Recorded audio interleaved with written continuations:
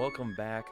Finally, another episode. This has been a crazy fall as a high school football coach, a full-time dad, and a mixture of things.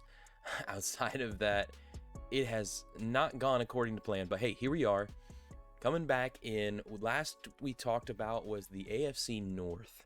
Been doing some season predictions. Since that time, done a Browns update from the final suspension of Desean Watson.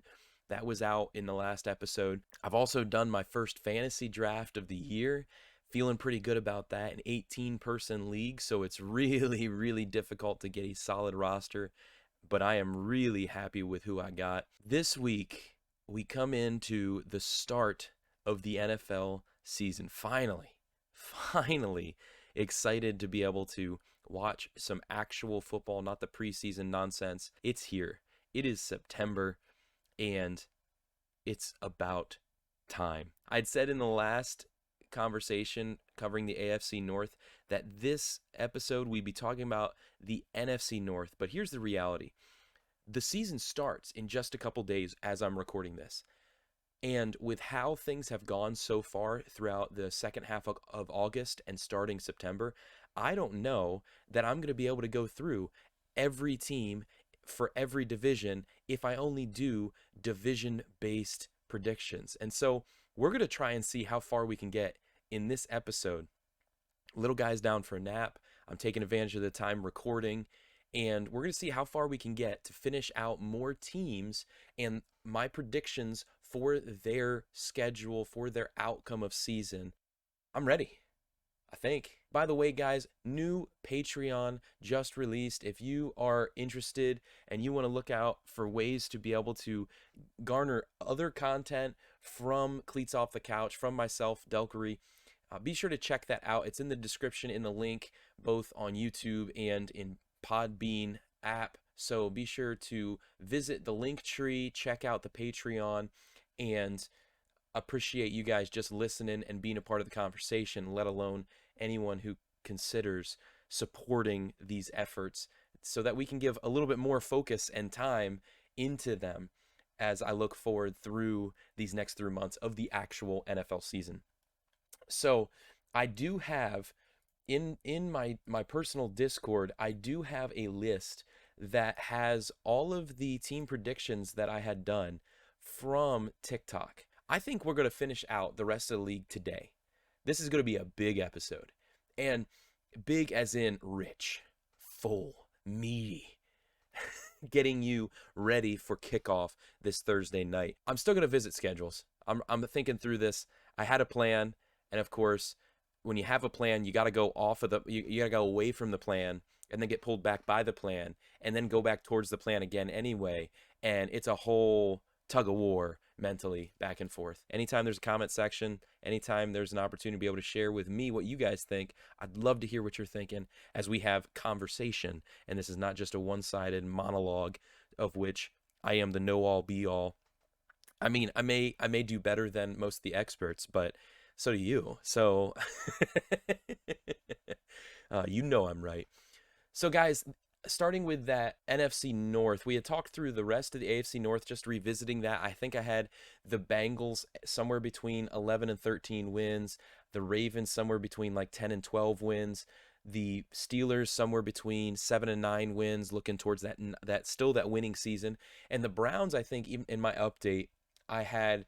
I should have wrote this down somewhere. I think I had them coming somewhere between like 6 and 8 wins on the season. That's what the AFC North finished out with. I had talked about Minnesota in like episode 5, and the Vikings are a team, guys, that just they get me more and more excited as we get into we're coming into this first week. Preseason looked good. Their offseason looked good. I'm really curious if they can actually look to dethrone the Green Bay Packers and Aaron Rodgers from the NFC North crown. I really do think they have the potential for that this year. It'll come down to injuries. I really do. If Danielle Hunter gets injured again this year, they won't do it. They won't do it. But I think the coaching staff that they have, the opportunity that they have with that coaching staff and the offensive playmakers, I think Captain Kirk, Justin Jefferson, Dalvin Cook, whoever that tight end there, he's been a top talked about. Irv Smith, right? Irv Smith Jr. in fantasy football, he's a guy that people, if you haven't done your draft already, should be eyeballing. But in the NFC North, I had Minnesota getting somewhere between 8 to 10, maybe 9 to 11 wins. I think it was 8 to 10 wins though. And Green Bay, obviously, they were the winner last year. Devontae Adams out. That makes for a big question mark. Now, I think I've said before, I think they're going to rely in the Peyton Manning years style, where they're going to rely on their run game. You've got AJ Dillon, and you've got go figure, right now for some reason the name of their starting running back slipped, Aaron Jones. My goodness, you've got those two in the backfield. You've got some manageable receivers. Tunyon, if he's healthy, you've got a solid line, and then on defense, they have a good defense, arguably the best defense in the NFC North. Although again, Minnesota has a good looking defense. You're basically coming down, is Aaron Rodgers going to be able to make it happen with the guys he has on offense? And so, looking through their season, they have obviously inter-division play, twice against the Vikings, twice against the Bears, twice against the Lions. I have them splitting with the Vikings, wiping the Bears, still owning the Bears, and then potentially a split with the Lions in a surprise fashion, because I am on the Dan Campbell train. I think that the Lions are going to give a good year this year. They're not going to be a playoff team, but they're going to be right there at the edge of it. With Green Bay though, I think they're going to go potentially, 4-2 in their division. Week 3 they travel to Tampa, and then they're home against New England. They play the Giants at home. The Giants overseas. Then they play the Jets at home. They're at Washington, at Buffalo. They're home against Dallas. They're home against Tennessee. They're at Philadelphia, home against LA. They're at Miami, and then they finish out 2 weeks in the division. Guys, I'm looking at somewhere around 10 to 12 wins. I think they're a team that will still win big games. I mean, games like Buffalo, in Buffalo, it's hard to bet against Buffalo at home. It really is. But they're going to be, they'll play the Giants, they'll win. They'll play the Jets, they'll win. They'll play the Commanders, they'll win. Although the Commanders will be one that I think can surprise in different ways, and maybe a big time game in their home field might make the difference. But home against New England, especially in early October, I think they win that. I think they can travel to Raymond James with the current status of injuries and such in Tampa Bay. Home, I think they can get a loss against Dallas. Dallas is better on the road, or against Tennessee. Travel into Lincoln Financial Field for Philly. Philly looks good this year to me. I think they can get a loss there. And then the Rams. Dolphins, the Dolphins will be at home, so that could swing Miami's way. But all in all, I've got Green Bay going 10 to 12 wins this year. Minnesota with 8 to 10. Notice how they touch right there. I think that could be big in deciding, especially since they play Week 17. That could be a deciding game for which of those two will win the division. It could be. And then in the NFC North, we've got, I already mentioned the Lions, so I'm going to run with that one. The Lions, guys, are a team that is always fun to watch. Whenever Dan Campbell's involved, it's just, I shouldn't even say fun to watch. It's just fun to get ready for. Like, I don't know what it is. I'm on the train. And now I think that they're going to be a sub 500 team. I don't think they're going to be a playoff team, but they're going to be a lot better than last year. I think they went like 3-13-1 last year. And they're going to play teams like Philly, Washington, so all of the NFC East. And then they're going to be playing Seattle. That's a winnable game. They're going to be playing the Patriots in Gillette. Okay, winnable, but in Gillette. Ugh. They're going to be in AT&T Stadium. Yes, I do think the Dallas Cowboys are overblown this year. I feel like they have that group of people that think they're going to go like 12-4 every year. And very rarely does that happen. Yes, last year they went 12-5, I think, or 13-4. But I don't see that happening again this year. They're going to play in Dallas at AT&T Stadium, which Dallas usually doesn't do as well in when playing against teams at home. They play Miami in Detroit, and then they're going to be playing, I already said, the NFC East. They're playing the Giants. They're going to be playing the Bills. They're going to be playing the Jaguars, the Jets, the Panthers. So there are some winnable games there, even without the Dan Campbell excitement, if I'm honest. I do think within the division, I already said, I think they're going to get a surprise split with Green Bay going 1-1. And then I do think they split with Chicago 1-1. And I wouldn't put it past Minnesota to be able to get a double win over the Lions, but 2-4, 3-3, both are possible in the division. I think Detroit can get wins against Carolina, against the Jets, against the Jaguars, against the Giants, um, at home against Miami, potentially, away against Dallas, potentially, away against New England, unlikely, at home against Seattle, most likely, and then Washington, they can at home. Philadelphia at home or away, I don't see that happening. I have Detroit getting 7 to 9 wins, probably on that 7 or 8 win side. It might be more realistic to say 6 to 8, but I don't want to take away that realistic nature in a weak NFC conference for them to go 9 wins. So I'm going 7 to 9 wins for the Detroit Lions and then the Chicago Bears. Now, having done a draft recently for my fantasy football team, I did pick up Matt Ryan. I waited. I did the 3 running back. If you don't know much about this with fantasy football, if you do a PPR league, you want to focus on running backs, and especially if you do a PPR league and like a tenth of a point, if you do fractional points for carries, because then your larger carried running backs will get you points as well. You want to focus on running backs. They get you rushing yards, they get you rushing touchdowns, they get you receiving yards, they get you receiving touchdowns, as well as receiving points if they do PPR. The thing with running backs is if you overload earlier, that's what I did this year. I overloaded with 3 running backs early on: Najee Harris, Javonte Williams, and Cam out in the Rams? Why can I not remember his last name right now?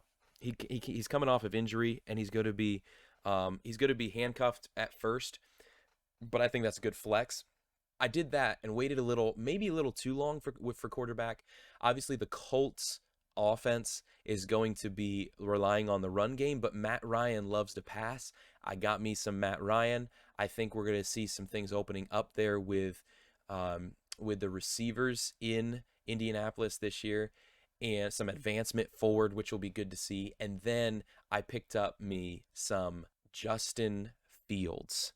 I got some Justin Fields as my backup quarterback. Backup? I don't know. We shall see, because that guy he's one of the quarterbacks you want in today's style of league when it comes to running and passing. And so we're going to see what he can do, though, on a team that has majoritively run blocking focused receivers. He does have Cole Kmet. I don't know. We're going to see. He has David Montgomery, hand the ball off, let your receivers block. Are we going to see that kind of thing? I'm not sure, but I do see him as a quarterback who steals goal line touchdowns and things of that nature. Outside of fantasy football, looking at the regular season, the Bears are playing the 49ers, the Texans. They're playing all of the NFC East, just like the rest of their division. They're playing the Patriots. They're playing the Dolphins. They're playing the Falcons, the Jets, the Eagles, the Bills, and finishing out the year with 2 division games, just like who was it, Green Bay earlier, this time Detroit and Minnesota. So the thing about Chicago is I haven't seen enough happen for me to think that they're actually going to be a solid team this year. I don't see a lot of improvement as a team, but as individuals like Justin Fields, I think we're going to see some exciting play. Jalen, one of their corners, I think we're going to see him mark himself as a top corner in the league this year. Jalen Johnson, I think, is his name. I can't remember. I don't follow Chicago Bears football very closely. Maybe I should, right, Chicago Bears fans? But I do see Chicago. I mean, they have a schedule that gives them some win opportunities. The Texans, the Giants, the Commanders, the Patriots. That one is in Gillette. It's hard to bet against Bill Belichick against a mediocre team in his home, in his place. They play the Falcons. They play the Jets. They play, that's it for basically what I would see as winnable games, because outside of that, the Bills, the Eagles, those are going to be tough games for them to win. So I have them winning a handful of games. Last year, I think, did they win 5 games maybe? Chicago? I think they're right around that again this year, 5 to 7 wins. And here's the thing. Chicago will set themselves up, I think, as one of the bottom 5 teams in the league, which next year I think we'll see a big jump.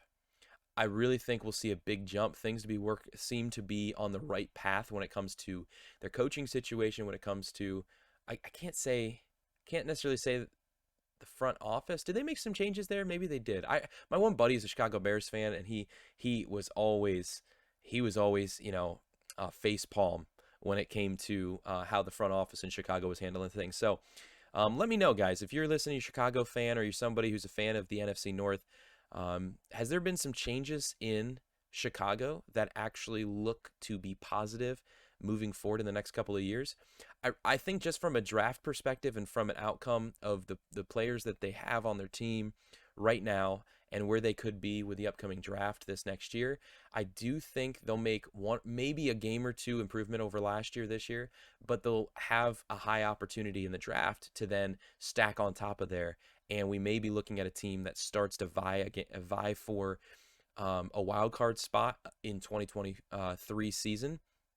I don't know yet. Obviously, we're just predicting 2022. Don't want to get too far ahead of ourselves. So we've got 5 to 7 wins for the Chicago Bears, 7 to 9 wins for the Detroit Lions, 10 to 12 wins for the Green Bay Packers, and 8 to 10 wins for the Minnesota Vikings. And that's what I got for the NFC North. Obviously, I have Green Bay winning the division, but watch out for Minnesota. Watch out for them. Let me know what you guys think of the NFC North, and we're going to move on, jump back over to the AFC, and talk about the AFC East.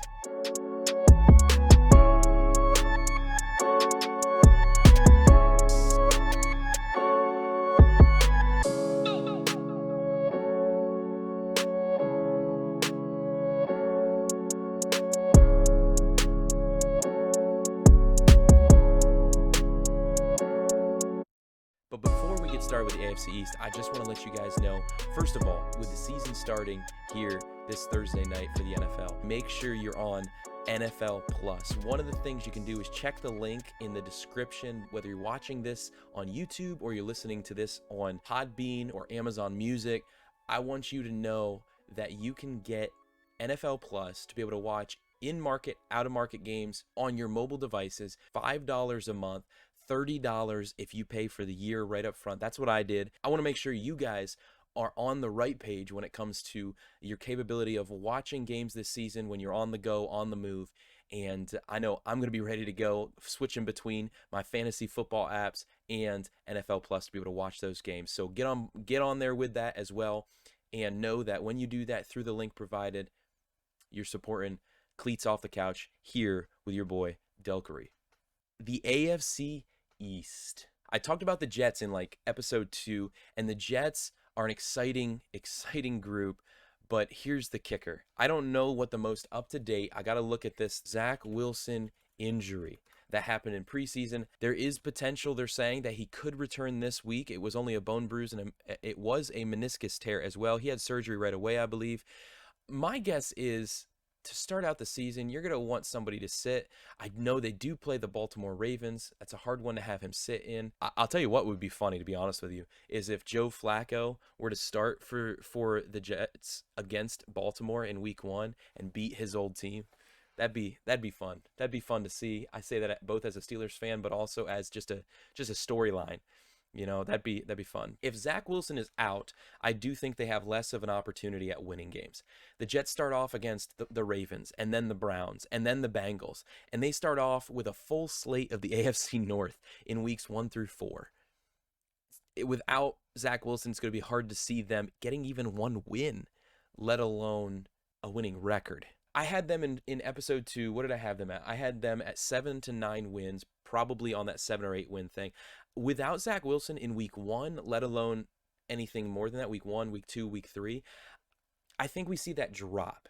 And in fact, with the Jets, I think they had the best draft this year. I think they have some exciting pieces in place. They're going to be making moves forward. But I do think without Zach Wilson in week 1, did I have them beating Baltimore? Probably not. But I do think it does affect things early on in the year.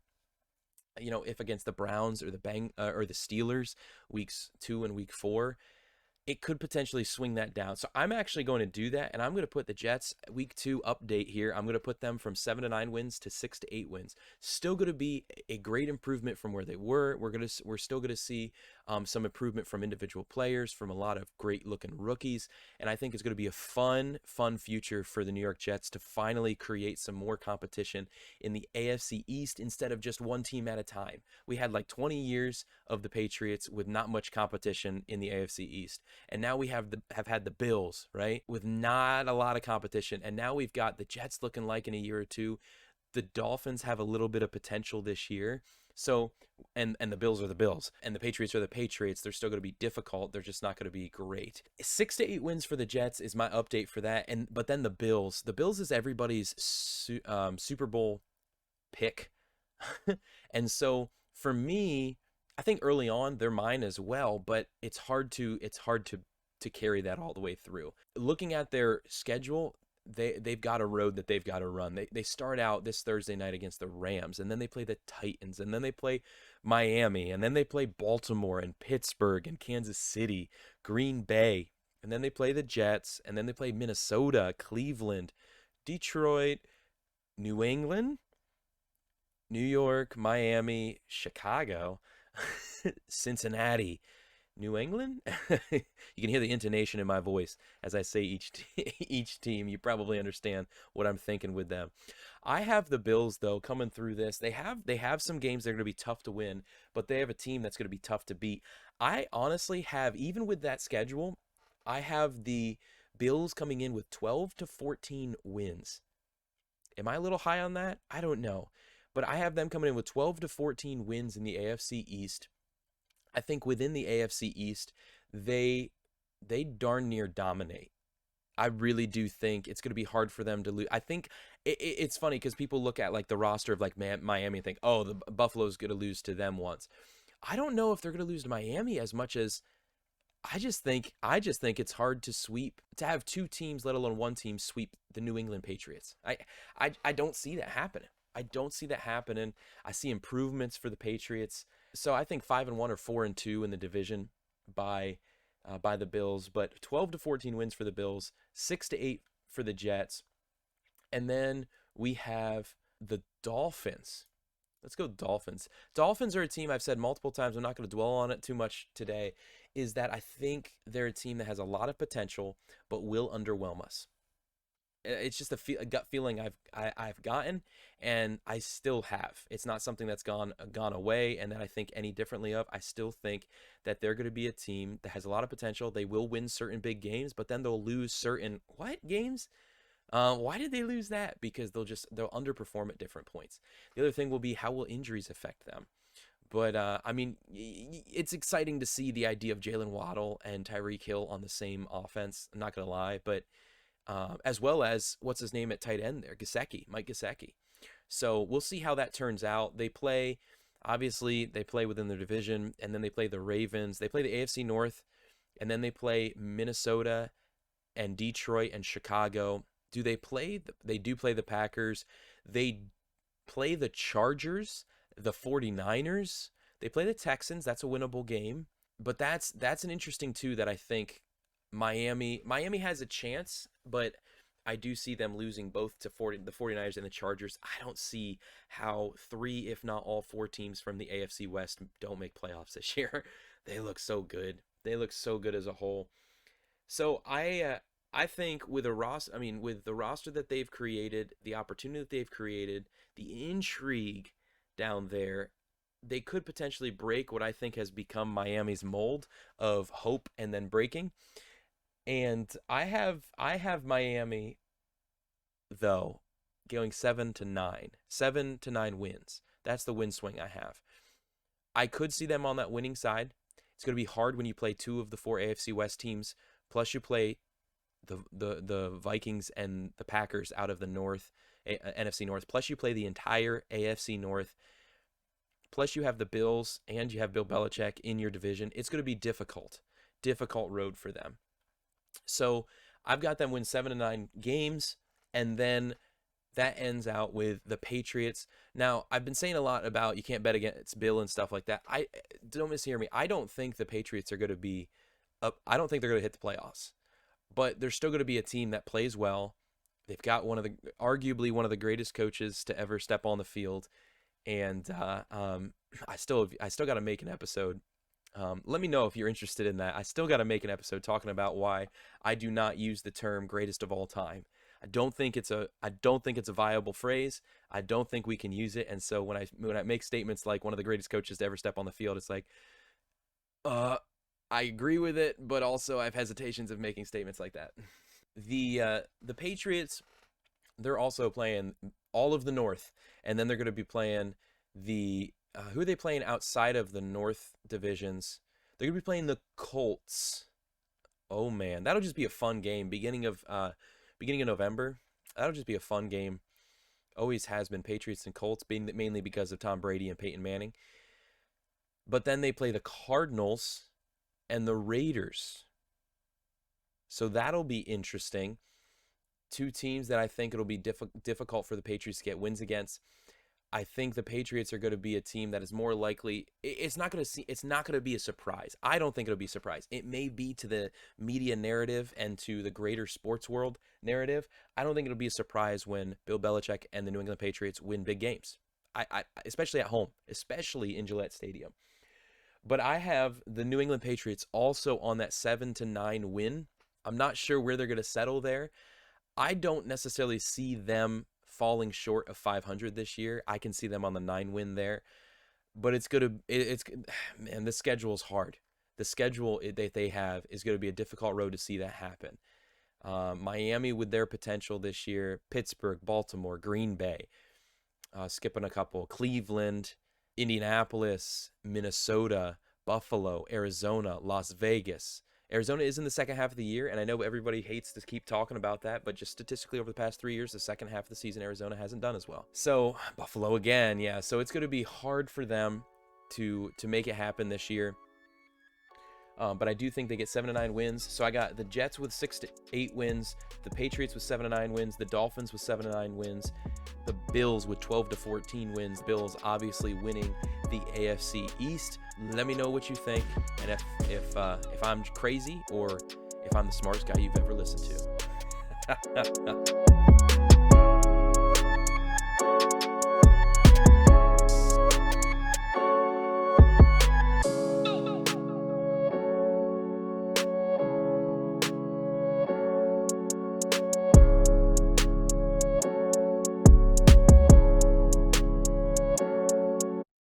All right, here is where it gets really fun.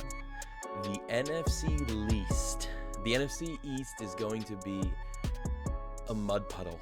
I think every year people point at one or two teams in that division to be the team. Normally, a lot of people are like, oh, the Cowboys. But guys, this year, I think we're going to see some surprises. I'll be honest with you, the Philadelphia Eagles to me look really good. They look really good. And the Cowboys will still be the Cowboys. They'll still compete. They'll still fall short in certain situations and certain opportunities, but they'll still compete. The Giants are the bottom of the barrel in the NFC East. I think we can all agree on that. It's unfortunate. I think it's going to be the last year that they settle for Daniel Jones. I was really hopeful that he would turn into something. I think it's going to affect Saquon Barclay and his performance opportunities. Fantasy footballers, Saquon is one of those like top 5 potentials when you look at the statistics over the past 10 years to be like RB1 at the end of the season. I think that offense is and his usage and Daniel Jones, I think, is going to take away, and what I've been seeing in preseason with that rookie tackle that they got, I think Saquon is not. I think I've always thought he's been a big hitter. I've had a lot of conversations with one of my buddies about that. He's a home run hitter, and if he can't hit the home run, he will not be your multiple 3 to 5 yard guy. He won't. He's got to hit a big run, otherwise he's throttled. And so maybe that's a big statement to say, but with that though, I think the Commanders, Carson Wentz is better than people want to admit, and I think Carson Wentz will do pretty solid this year, with especially having the defense that he'll have. It'll be similar to what he had in Indianapolis. Are they going to fall short of playoffs? It'll be easier to make playoffs in the NFC than it was in the AFC. But it's still going to be a mud puddle with the NFC East. I had talked a few episodes ago about Washington, about Carson. It's his last opportunity to really prove he's got what it takes. And I think they come out with 8 to 10 wins. I think it's going to be surprising to me if they come out with a losing season. I do think a 9-8 season is very, very capable. They're very capable of that, especially with the defense that they have. They've got some playmakers. They've got to keep Terry McLaurin healthy. We got to see what they can do with the run game, honestly, is one of the biggest factors. But I do think that they can fight forward and get wins in different scenarios to be able to make it to an 8-9, maybe a double-digit win season. I'm not so sure about that one. We got that happening with the Commanders. I've already talked about that one, and we'll just get the Giants out of the way. The Giants are going to be probably bottom 3, if not the last team in the NFL, number 1 for the draft pick next season. It's going to be hard for them not to be with what I'm seeing. The Giants, I will say they'll be lucky. They'll be lucky to get 6 to 8 wins. I think they're going to get more in that 5 to 7 category. In fact, guys, I'm going to put them at probably 5 to 7, but I realistically think we could see a less than 5 win season from the Giants. Here's the thing. They're playing teams like Tennessee, Carolina, obviously the Cowboys, Chicago, Green Bay, Baltimore, Jacksonville, Seattle, Houston, Detroit, Dallas, Washington, Philadelphia, Washington, Minnesota, Indianapolis, and Philly again. I do think it'll be hard for the Giants to even get a win in their division. I think they will. I think they'll probably split with like Washington, and maybe they'll do a surprise split with either the Cowboys or the Eagles. It happens, right? It's the NFC East. It's so unpredictable. But they play teams like the Lions, the Texans, the Seahawks, the Jaguars, the Bears, and the Panthers. Do I feel comfortable in any of those being like, oh yeah, the Giants are obviously going to win? No, I don't. But I think those 5 or 6 that I just listed, I think they could compete in. They might even get a surprise one outside of that, which is why I think 5 to 7 is more realistic than sub 5. Keep an eye on that. I'm going to keep with that 5 to 7 for the Giants. I wouldn't be surprised if we're closer to around that 4 win. I don't remember what they were last year, but I don't see a lot of improvement regardless of knowing that. Moving to the Eagles. The Eagles, guys, again, they look exciting to me. I hear a lot of different sides of stories as I look at online as well as in my local area because I am in Pennsylvania. So it does allow me opportunity to be able to hear some, the local thoughts versus what people are saying in the media. And even that is limited, right? Because I don't get to hear what people out west a lot of times are saying. The Eagles are playing all of the NFC North, and they're playing the Cardinals, the Jaguars. They're playing Pittsburgh this year. They're playing Houston, Indianapolis. They're going to be playing Tennessee, all of the AFC South, it seems. So the Saints, they're going to be playing as well. I do think there are going to be some surprise losses in there, honestly, more than surprise wins.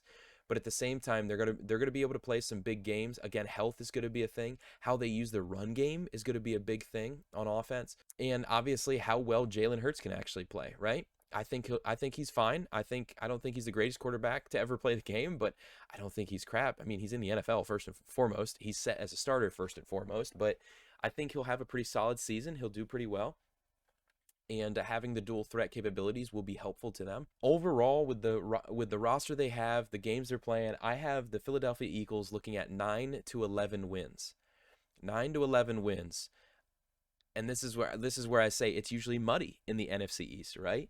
I think Washington can get that 8 to 10 or 7 to 9 win. I think Philly can get that 9 to 11. And it's going to be interesting to watch how Philly plays at home against teams like Minnesota, Pittsburgh, at home against Green Bay, at home against Tennessee. Those are going to be at home against the Saints in Week 17. These are going to be massive games in Philadelphia. And we all know that they're going to riot if they don't win some big games at home in Philadelphia. There's going to be some riots and stuff happening from Philly fans. They are super passionate about their team and about winning games. And so I have 9 to 11 wins for the Philadelphia Eagles. And then that leaves us with the Cowboys, right? The Cowboys, I was always a fan of Dak Prescott. I remember picking him up in my fantasy league the season that Tony Romo got injured in preseason, his rookie year. I got him like late round, and I'm glad I did because he carried me through to a fantasy football victory that year. Does he return to that kind of form? I don't know. I don't think so. It'll be good for them to have Michael Gallup healthy, but I do think they need to be more consistent on defense, and losing a couple pieces there on defense. I've heard both sides from Cowboys fans and non-Cowboys fans about how they think the defense will fare there, and I think we're going to see some similar defense to last year. I think we're going to come a little bit more down to earth, both in interception amounts as well as just pressure capability because of some of the pieces that they now don't have. And because of the pieces they did have last year, the capability that they had of using Micah Parsons in different ways, that's going to change. He's still going to be a great player, but having other pieces made him better. I mean, that's the true case with any great player, right? TJ Watt is made better on Pittsburgh because Cam Hayward is right next to him, right? So, and he's going to be great this year because Cam Hayward's right there, and you got Miles Jack behind him, and Minka, and so I think when you have great players around you, the more great players you have, the even greater level that those other superstars can reach. And so the Cowboys, I do not see them at 12 or 13 wins this year. They're going to have a harder schedule this year than they had last year. They also have a couple pieces missing from last year. I think we're going to need to see some more some changes in how they do things on offense, some more advancements like we saw last year with Tony Pollard and stuff. So we'll see what they can do with their offense and defensive changes, both in roster and in maybe what they have as a plan on both sides of the ball there. But they're playing teams like Tampa and Cincy. I mean, they'll play obviously the Giants in Washington and Philly within division, but then they'll play the Rams, and they'll play Detroit, Chicago, Green Bay, Minnesota, Indianapolis. They'll play Houston and Jacksonville. They'll play Tennessee. And so there are some games that do give them double-digit potential, no doubt about it. But the Cowboys, especially playing big games at home versus on the road, I think we're going to see some surprise losses for some people. The way I'm talking right now, it may not seem like a surprise, for them to lose certain games. We'll see. We'll see what will happen there. I have Chicago. No, I have Dallas at 9 to 11 wins alongside of the Philadelphia Eagles, somewhere in the same ballpark there. Again, we've got a couple teams that have potential in the NFC East. It always gets muddy. We're going to have split division games. And I think Dallas and the Eagles will both go 9 to 11 win swing. I have the Eagles winning the division, Dallas most likely making a wild card spot in the NFC. So that's what I got with the NFC East. What do you guys think? Are you riding the Cowboy train? Are you thinking that we're going to see a bigger drop-off from Washington with Carson? Are you thinking that Philadelphia is overblown? What do you think? Let me know.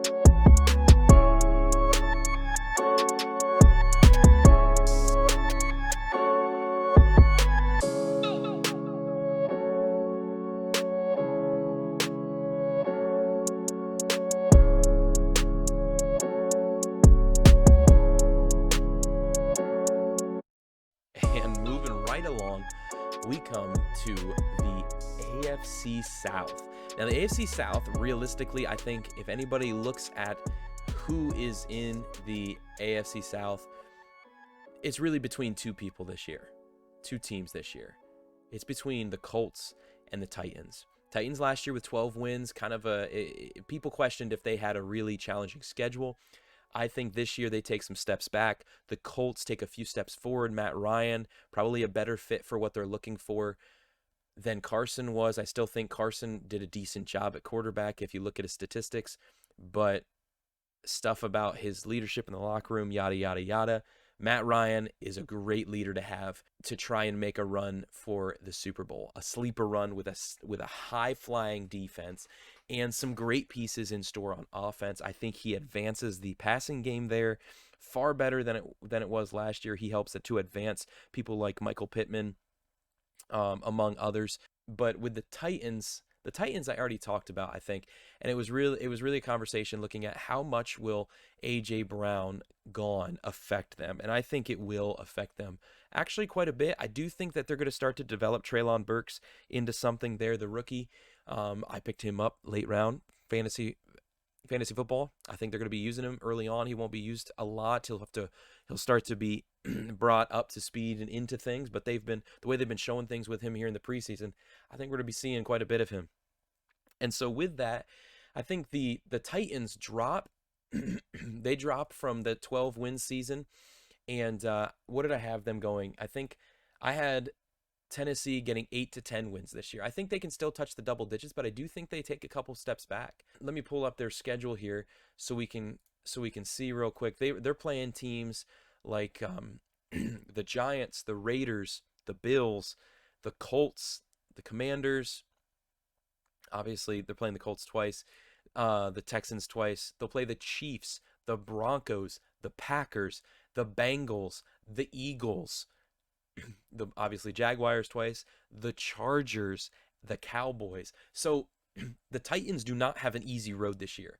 Just so far, just off the top of my head, that seems like one of the harder schedules that I've seen when you consider how good that team or how not good that team is. And and so I think Tennessee takes a few steps back. I think they still have the capability to get some big wins. They got Mike Vrabel as their coach. They still got Derrick Henry if he stays healthy. Rely on that run game, pace the game, control the clock, and they can possibly reach double-digit wins.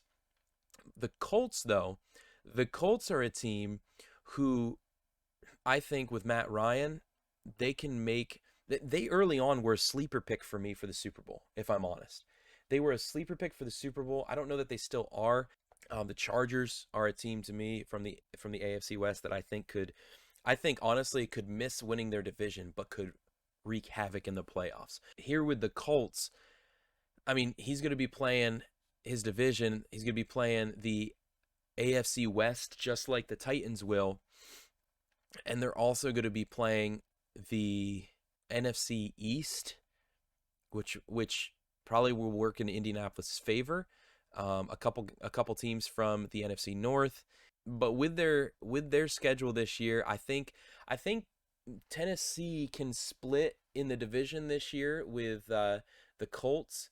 I think they can split with each other, and both of them, obviously there's going to be one or two games for each of them that is going to surprise us from like Jacksonville. Jacksonville's better than we saw last year. We have to remember that Urban Meyer, he destroyed things in Jacksonville. We saw what their defense could be. Obviously, they don't have Myles Jack anymore, but we saw what they could be. They've got a coach there now who has led a Super Bowl team with a backup quarterback. So, so they got Jacksonville and Texans. They got a lot of young excitement there. Davis Mills, I'm telling you, at quarterback, Davis Mills, could he surprise us this year? We'll see. That young running back, they've got some pieces that could give some double take games against their division foes with the Colts and the Titans. And so I think both the Colts and the Titans can go 4-2 in their division, but you can never count out that 3-3 split or the surprise 2-4. But I think we're looking at 4-2, maybe a 5-1 from one of them. I'm not sure. I have the Colts getting 9-11 wins here on the top of the Titans with that 8-10 win swing. And so then with the Jaguars and the Texans, I think we're going to see improvement from both of these teams. So if you're a fan of those teams, don't hear me as just counting them out. I think we're going to see some great improvement. The Titans are looking exciting with their young guys that they have there, and the Jaguars are looking like they're going to take a little bit a step forward. I honestly don't think the quarterback there is. I don't think he's going to be beyond mid. As a quarterback in the NFL. I think he was overblown coming out of Clemson. Why I can't remember his name as I'm trying to make time to remember his name, I have no clue. We're going to figure it out because now it's going to eat me alive. Trevor Lawrence. That's the man. That's the man that I'm trying to think of. I think he's a mid quarterback. I don't think he's a bad quarterback, but I think he's just a mid quarterback. I don't think he's going to be that guy. He's not him, right? He's not Himothy. The Texans this year, they play the AFC West. Unfortunately, they will play games like Chicago. They'll split with Jacksonville. They'll they'll play against the NFC East, which I think they'll play the Giants and the Commanders. Will they have opportunities of wins there? Miami, surprise win potential. Going to be hard because that's in Miami, but hey, Cleveland, surprise win potential. Going to be hard because it's in Cleveland. With Desean Watson back in Week 13, again, back to that episode, is he going to return? Is he going to be the quarterback he was? I don't think so. I don't think he's going to be terrible, but nobody who's taken a full year, almost 2 years off of football, has ever come back to be a super stud like he was when he stepped out. So who knows? And then, yeah, they don't have a schedule, the Texans, that really promotes a great opportunity this year. I have Jacksonville, the Texans getting 5 to 7 wins. I hate to say it, Jacksonville fans, but I think we might be looking at 4 to 6 wins. And Texans. But yeah, I'm sorry to Jacksonville fans as well. The same thing, 4 to 6 wins, 5 to 7 wins. They're going to be playing a very similar schedule with the NFC East and the AFC West, and then they're going to be playing random teams in there like the Baltimore Ravens, which is not conducive to them trying to getting some wins, and the Detroit Lions from the NFC North. That is a possible win. The Jets. So there are some potentials there with Houston and Jacksonville, but I think they're still going to be towards the bottom of the barrel, building for next year. And both of them at that 4 to 6, 5 to 7 win swing. So I'm going to end it with this. The Colts, 9 to 11 wins. The Titans with 8 to 10 wins. The Texans with probably 4 to 6 wins, and the Jaguars probably 4 to 6 wins, maybe 5 to 7 wins as well. So that's what we're looking at with the AFC South. I got the Colts winning the division. What do you guys think?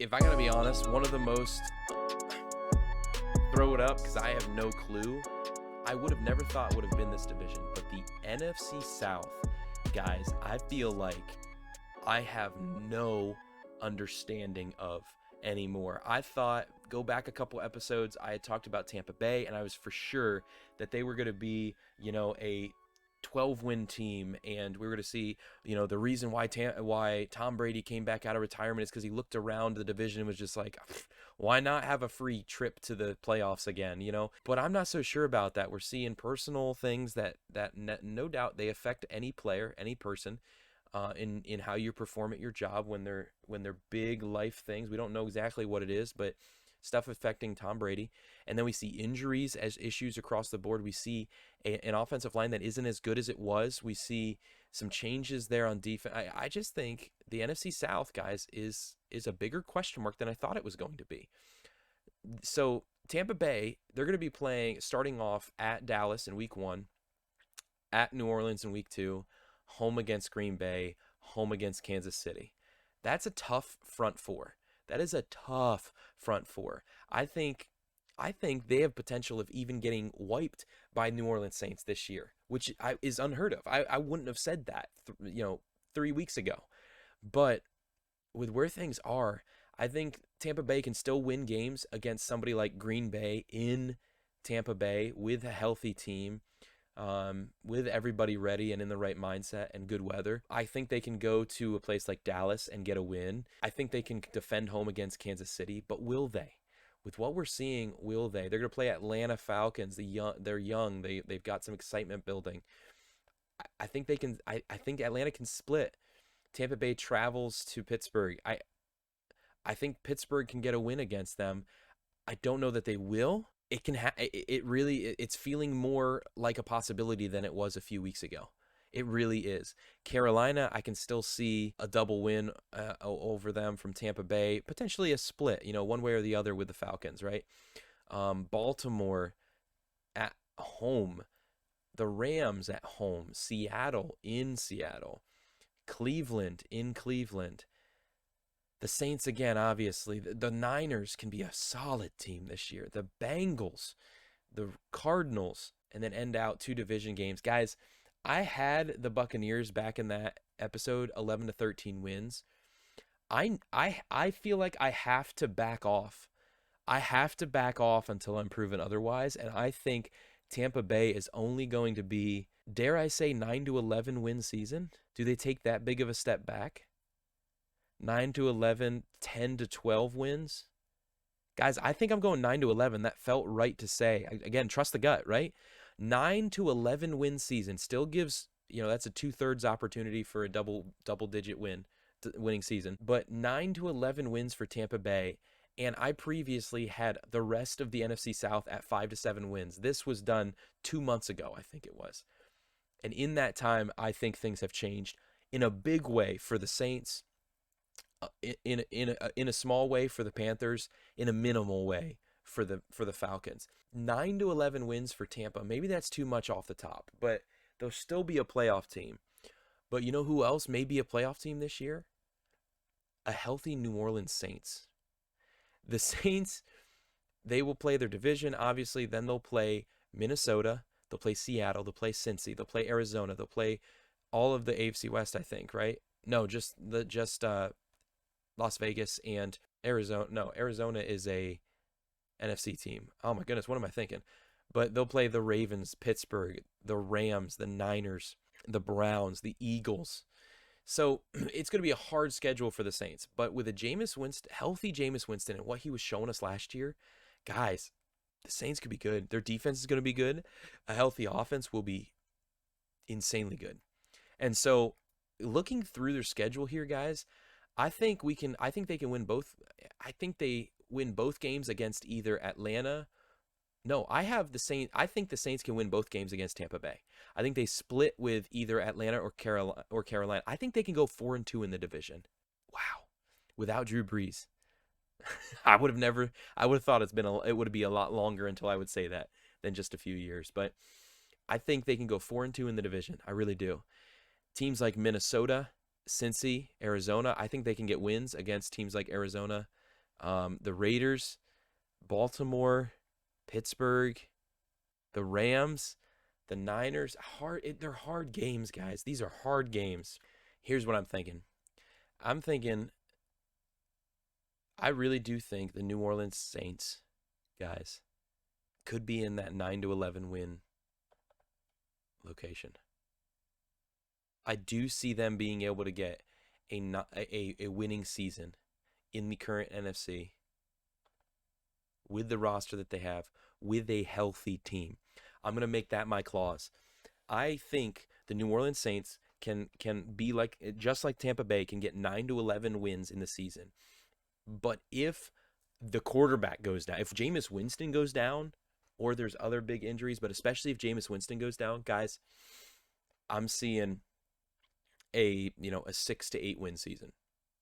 I don't see them getting a winning season at all. So should I settle that then at 8 to 10 wins? We're going to do that just for the sake of potential injury. 8 to 10 wins for the New Orleans Saints.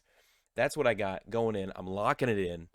And then moving to the Falcons. The Falcons, guys, they've got some young guys that are exciting. I think they're going to try and build on last year. I think before the end of the year, we're going to be seeing that rookie come in and play some quarterback. I have the Falcons getting 5 to 7 wins. They are going to be playing teams. They're going to be playing the NFC West, and then they're going to be playing Cleveland. They're going to be playing. Do they play all of the AFC North? Yeah, I guess they do. Man, it's just going to be a hard schedule. But they'll have teams like Chicago, Washington. They'll get a win against Carolina. They'll probably get a win against Tampa Bay. They'll get a win against somebody from the AFC North. They'll get a win against the Seahawks. So I think 4 wins, 5 wins. The Falcons, I'm going to change it. I'm going to go 4 to 6 instead of 5 to 7. I keep going high with everybody. I'm going 4 to 6 wins for the Falcons, and then ending out with the Panthers in the NFC South. I think the Panthers are going to go with a 6 to 8 win season. Baker Mayfield is a big improvement this year with Sam Darnold over Sam Darnold. I do really think that they're going to be playing and getting wins against teams like the Giants. I think he's going to get payback in week 1 against the Browns. They're going to play teams that can be beat. They'll be difficult, but can be beat, like the Cardinals. They're going to play the Falcons twice. Going to play the Seahawks. Going to play the Lions. So there are some games there that I think they can win. I do think that Baker can lead that Carolina team into some wins in big game situations next year. And so with that, I'm going 6 to 8 wins. I think they're going to be just shy of the playoffs, just shy of a winning season. And even if they do make a winning season, I think the biggest thing is that with Baker, I think Carolina could affect some playoff scenarios for other teams like the Cardinals next year. If they beat the Cardinals, that could come back to haunt the Cardinals come the need for a wild card spot at the end of the season when they're fighting against teams for wild card spots, potentially like the Cowboys and the Vikings and all those kind of things. So I'm going in the NFC South. I've got 4 to 6 wins for the Falcons. I've got 6 to 8 wins for the Panthers. I've got 8 to 10 wins for the Saints, and I've got 9 to 11 wins for the Buccaneers. I still have the Buccaneers winning the NFC South, but hear me out. The Saints, with Jameis Winston healthy, could, like the Vikings in the NFC North, dethrone Tampa Bay this year for the division, or at least give them a run for their money. That's what I'm saying. What do you guys think? NFC South, we're almost done here. Going to finish out with the AFC and the NFC West, and then have a look at what my predicted playoff scenario is going to look like. Oh boy, it's getting real.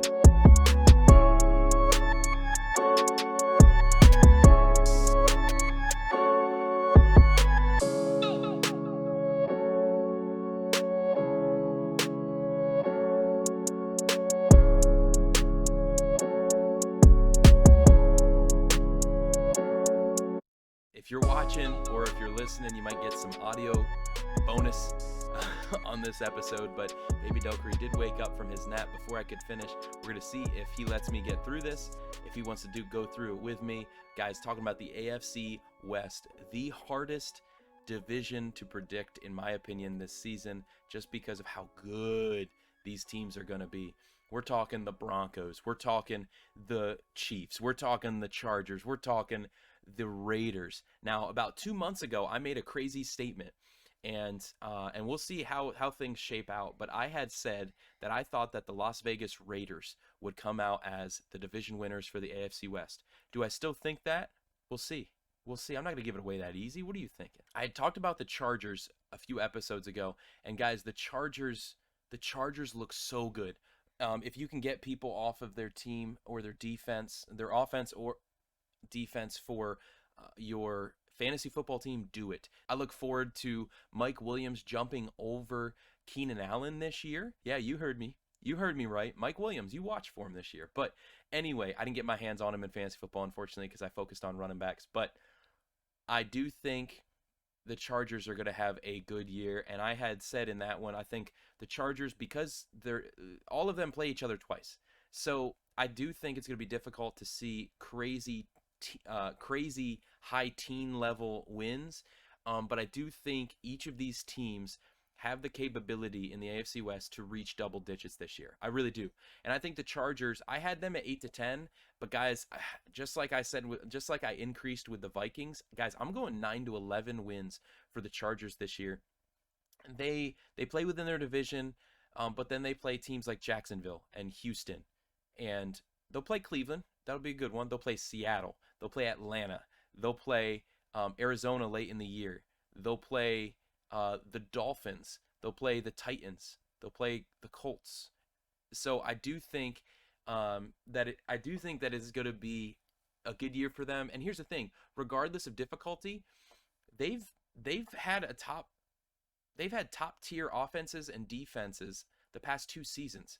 So I look for Justin Herbert, even if it's not to win the division, to make a splash in the wild card and then create some havoc in the playoffs for the Colts. I'm sorry, for the Chargers. And so I've got the Chargers getting, I want to say 9 to 11 wins, with the Raiders, who I previously had said that we're gonna win the division. We'll see if my projections still come out to that. Their run game is going to bring them down. They also play teams like Jacksonville and Houston. They're gonna play the Saints. They're gonna play the Colts. They're gonna play the Seahawks and the Patriots, and they're gonna play Pittsburgh in Week 16. I do see it difficult to see high teens from them, and I'm actually going. I previously had Las Vegas at 10 to 12 wins. 12 wins? I don't know. Do each of these teams have the capability for that? Yes. Do each of these teams also have the capability for 9 and 8 because of their schedule and especially because they play each other? 6 of their games are against each other in the year? Yes. So I'm bringing the Raiders down 1 and taking it 9 to 11. I know that puts them right by the Chargers, but there's no reason that all 3 of these AFC West teams all 4 shouldn't make the AFC playoffs. The thing that's going to affect that is going to be their scheduling. Again, other teams in the AFC aren't going to play the entire AFC West twice. So that is going to be something that does hinder some of the better teams. Some of the best teams one of the best teams is probably going to miss playoffs this year. It's probably going to be a team from the AFC West that will be a better team than probably 3 or 4 of the other teams that make it in the AFC. But because of record, they're not going to make it. That brings me though to the Chiefs. The Chiefs, I still question things on defense, and I still question. I think Juju's a good receiver. There's so many pieces that again, gut feeling, the Chiefs underwhelm. I think the Chiefs only get 8 to 10 wins. I had them at 9 and 11 when I had last talked about them back in June. I think the Chiefs get 8 to 10 wins, and they may be the team that misses out from the AFC West. I know a lot of people are still putting them, Pat Mahomes and Andy Reid, and I do agree. Great quarterback, great coach. But what about the rest of the team? Defensively, I think the Chiefs have the worst defense out of the 4 teams in the AFC West, which takes me to the Broncos. The Broncos, yeah, I'm excited for Russell Wilson. I'm really frustrated that we don't ever get to see the Russell Wilson to Noah Fant situation. That would have been phenomenal to see, but already have injury to Tim Patrick, who would have been huge for their offense to help spread the ball between Tim Patrick, Jerry Jeudy, and Cortland Sutton. I still think they'll have a great year, and I think Javonte Williams is going to have an excellent year, and they also have the other running back there that's going to be his 1B. He's good. Now, unfortunately, he'll take some goal line stuff, fantasy people. I think Javonte Williams has opportunity to be the RB1 at the end of the year, but with the other running back there, I don't know. We'll see. I took a risk on it with my fantasy. So I've got the Denver Broncos also with 8 to 10 wins this year. I think that puts us. I think that still puts me with the Raiders winning the division. I'm not going to lie. I think that still puts us with the Raiders winning the division, 9 to 11 wins. The Chargers also at 9 to 11 wins, but the Chargers will be probably one of the top wildcard seeds. I could see the Chargers taking the division, though. But I wouldn't be surprised if we see, do they play each other towards the end? No. See, they play their second game against each other in Week 13. In Week 13. So the Raiders will have to get a big game over Kansas City in Week 18 to be able to win the division. And it's in Las Vegas. So it definitely can happen. But that's what I have right now. I'm going to stick with it, guys. I stuck with it in June. I'm still going to stick with it. Las Vegas wins the AFC West with the win swing of 9 to 11 wins. The Chargers finish second also with 9 to 11 wins. Definitely take a wild card spot. And then the Broncos and the Chiefs both finish with 8 to 10 wins. And one of them, maybe both make playoffs, but definitely one does. The wild card. I'm not sure. We'll see how it all shakes up when I put in the final numbers. Let me know, am I wrong or am I right? What do you guys think?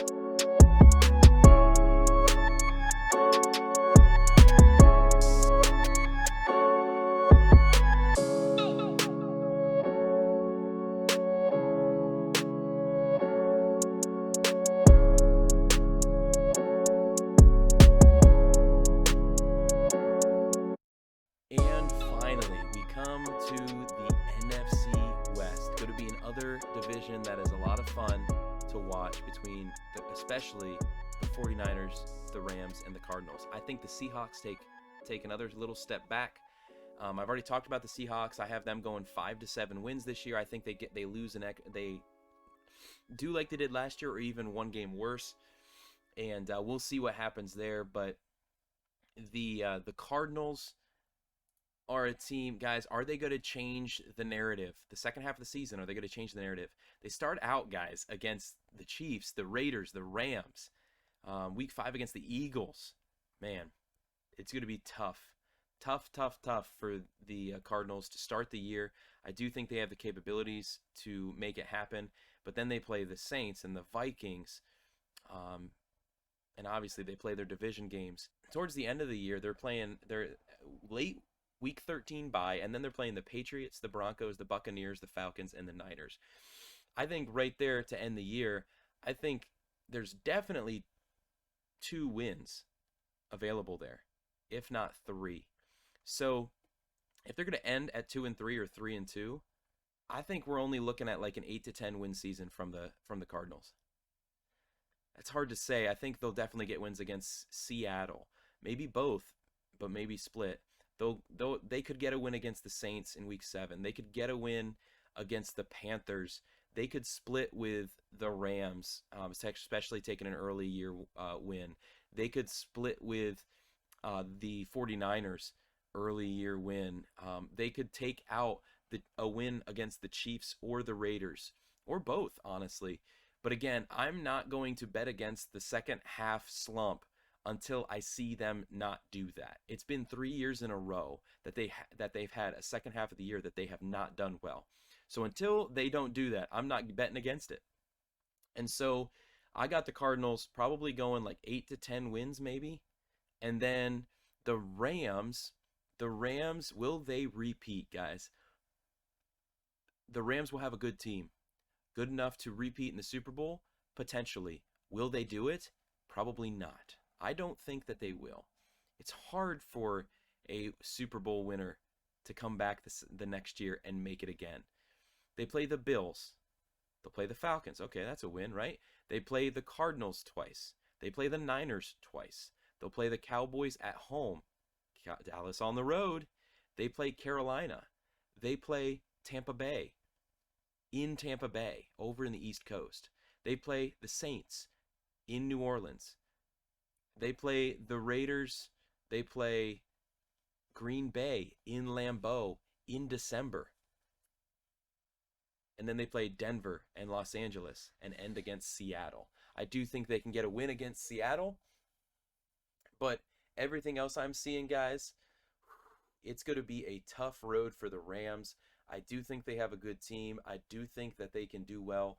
But going through here, if I'm honest, sorry if the sound sounds distant. Little one's laying on my shoulder and took me a little bit more away from the stream if you're only listening and can't see what happened. But hard to get a win against Buffalo, a win against Atlanta. They can split with Arizona. They can split with the Niners. They can get a win against Dallas at home, but I wouldn't put it past Dallas. They can get a win against Carolina. It's going to be hard to travel over to Tampa Bay and get a win against Tampa. It's going to be hard to travel to New Orleans and get a win in New Orleans. I think they can. It's going to be hard to get a win in Arrowhead. But the weaker defense from Kansas City, I think they'll be fine. I think they can sweep Seattle. I think they can get a win. Just go a little southeast, right? Or northeast. I don't know my geography. Over to Las Vegas. I think they can get a win against Las Vegas. That'll be a good game. A loss against Green Bay in Lambeau in December. Yeah, I don't see LA doing that. And then against the Chargers, against the Broncos. Guys, I'm going to have to change this up. Previously, I had the Rams at 11 to 13 wins. I'm dropping them to, I think they had, what did they have last year? Did they have 12 wins? Guys, I think we're looking at more like a 9 to 11 win season. 9 to 11 win season. Let's see the Rams record. in 2021. Yeah, the Rams went 12-5. The Cardinals went 11-6. Oh yeah, so an 8-10 win is definitely a couple steps back for the Cardinals. I see a couple steps. I see a step forward for the Niners potentially. I don't know. I'm still a Jimmy G guy over Trey Lance, but we'll see what he can do. The Seahawks, I think, take a step or two backwards. And the Rams, I think they take a step or two back. They won 12 games last year. I think they're at 10-12, 9-11, maybe around that 10 or 11 game. They'll still double digit. So I'm going to give them a 9-11. I'm going to trust my gut here, chat. I'm going to trust my gut here, guys, and go 9-11 wins for the Rams. The Niners, to me, I had as one of my can you say sleeper pick? But that was all predicated upon Jimmy G coming back as the quarterback. Obviously announced early on in preseason that Trey Lance was the guy.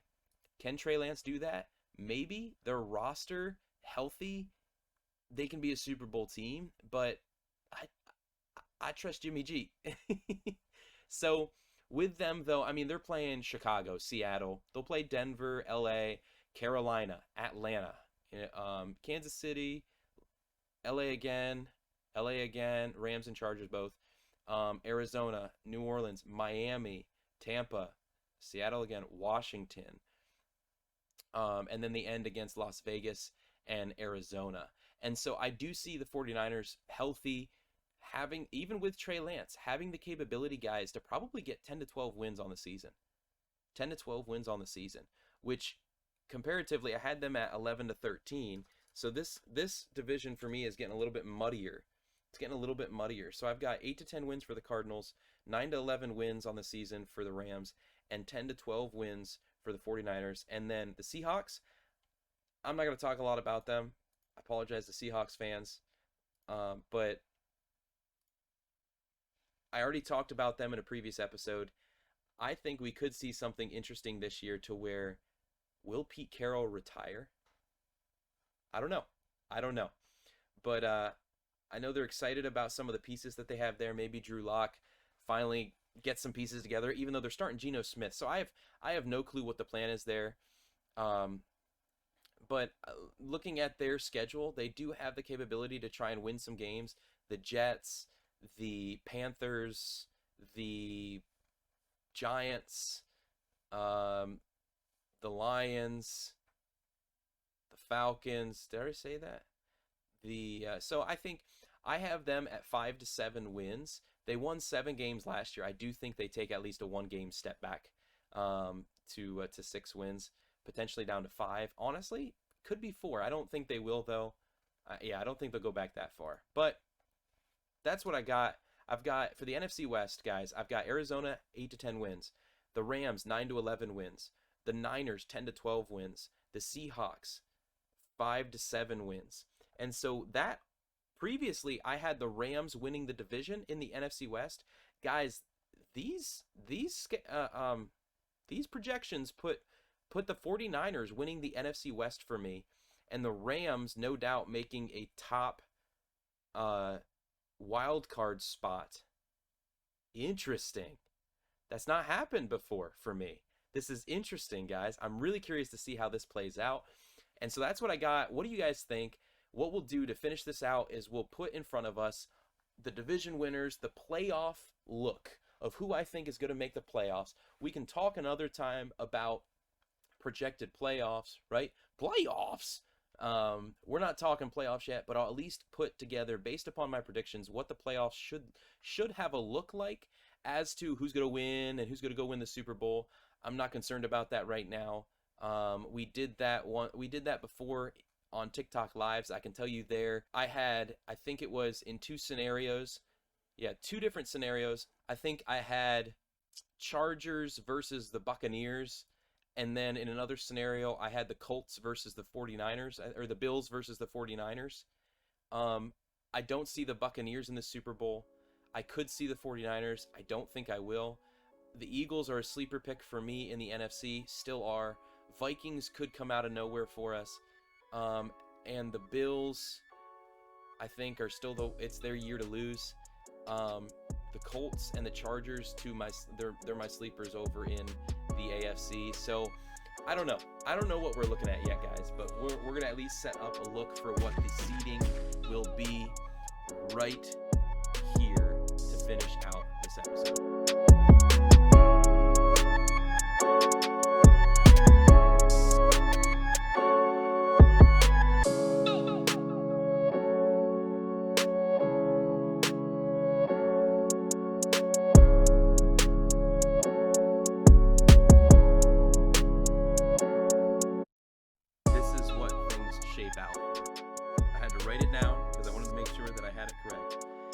Based upon my projections, this is what I've got the playoffs looking like come January next year. We've got the Buffalo Bills, number 1 seed in the AFC, followed by the Bengals at number 2, the Colts at number 3, and the Raiders at number 4. The Colts and Raiders could be switched 3 and 4. I have them both ending the same.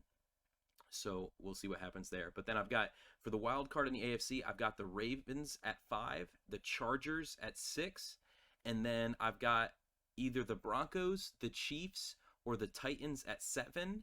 I'm thinking the Broncos or Chiefs. I honestly could see it being the Broncos and the Chiefs being out of the playoffs, surprising a lot of people. But I have it a 3-way there because I have a win swing. I don't have an exact record. And then on the NFC, guys, I've got the 49ers and the Packers tied at 1. So I got I think the 49ers would be 1, Packers would be 2, Eagles would be 3, and the Bucks would be 4. And then the Rams would be 5, the Cowboys would be 6, and the Vikings would be 7. Also potential for 7th seed there, the Cardinals or the Saints. So that's what I got going for the playoff scenario, the playoff predictions for 2022 season playoffs in 2023. And with that, guys, I mean, for me, if I had to pick, I'll pick 3 teams that would potentially make it through the playoffs to the Super Bowl from either side. The Colts, the Chargers, and the Bills. I think the Bengals good too, but it's hard to see a team make it back to the Super Bowl that lost the previous year. It can happen. It can happen. And then on the NFC, I'm picking either the 49ers, the Eagles. Part of me keeps getting drawn down to the Vikings, guys. But yeah, the Vikings, Rams. It's hard to say. It's hard to say. But that's what I got. How do your playoffs look comparative to mine? Do you think that sounds like a pretty reasonable projection for the playoffs in 2022? Let me know you guys' thoughts. I'm excited to see where things go this season. Let's get to some football, right? Hey, thank you guys. I know this was a long one. Some of you guys were waiting forever to hear what your team's prediction was, but let's talk about it. Let me know if you're a patron. Football, yeah, exactly.